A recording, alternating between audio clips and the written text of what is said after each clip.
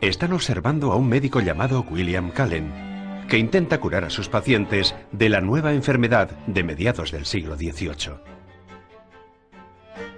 Es la malaria, una enfermedad tropical que los europeos encontraron en sus viajes de colonización. ¿Pero qué es lo que saben? La misteriosa enfermedad hace que la temperatura de sus víctimas suba y las altas fiebres han matado a muchas. Afecta a los europeos y a sus actividades comerciales en una escala enorme. Convencido de que puede curar la malaria haciendo bajar la temperatura de los hospitales, el Dr. Cullen decidió desarrollar una máquina refrigeradora. El Dr. Cullen usó una bomba para crear un pequeño vacío sobre una campana de éter etílico.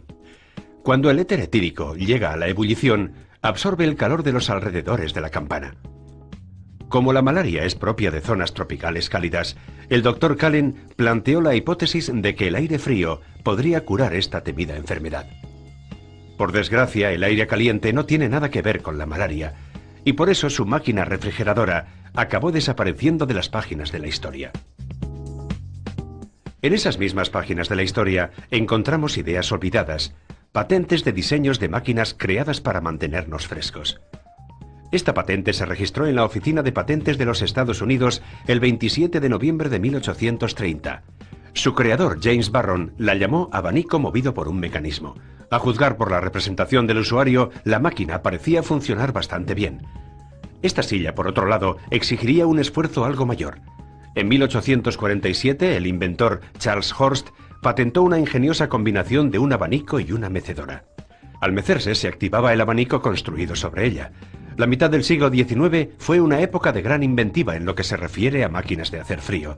Y fue en esa época cuando otro médico reavivó el deseo del hombre de conseguir máquinas refrigeradoras que nos acercaran a los frigoríficos y aires acondicionados que usamos hoy en día. En un sofocante hospital de Florida en 1842, el Dr. John Gorrie inventó un dispositivo que hacía soplar aire sobre unos cubos llenos de hielo.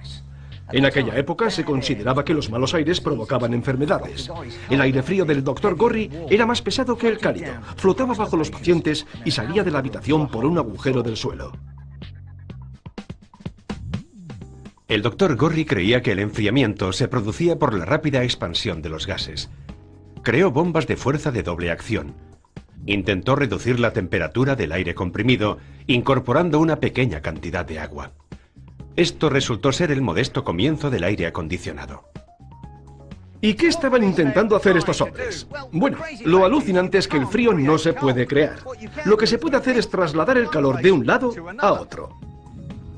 Tiene que ver sobre todo con la evaporación. Cuando se aplica la energía suficiente sobre un líquido, sus partículas empezarán a moverse con más vigor y al final se liberarán de las fuerzas que las mantienen unidas. Cuando el líquido se convierte en gas, las partículas quedarán libres para marcharse. Nos pasa a todos. Cuando hacemos ejercicio, transpiramos.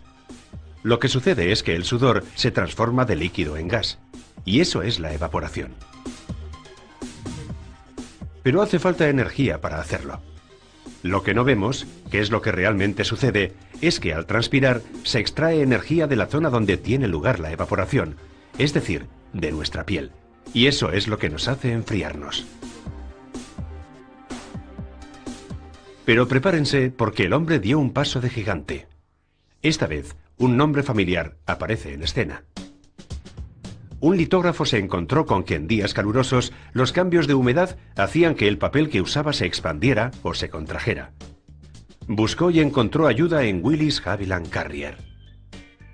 La primera idea de Carrier fue tratar el aire con una solución de cloruro de calcio. La idea era que el cloruro de calcio interactuara con el aire húmedo y absorbiera la humedad. Funcionó, pero dejó el aire salado, algo que provocaría que la maquinaria se oxidara. De modo que pronto abandonó la idea del cloruro de calcio. Carrier sabía que la cantidad de humedad que el aire puede contener depende de la temperatura, y planteó que enfriando el aire podría reducir su nivel de humedad.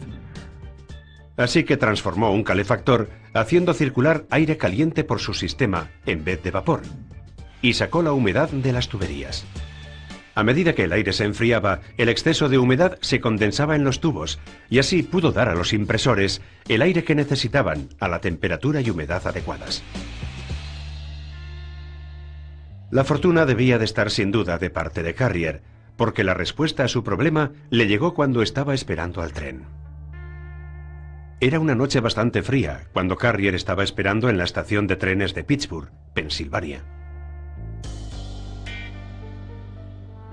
Mirara a donde mirara no veía más que niebla.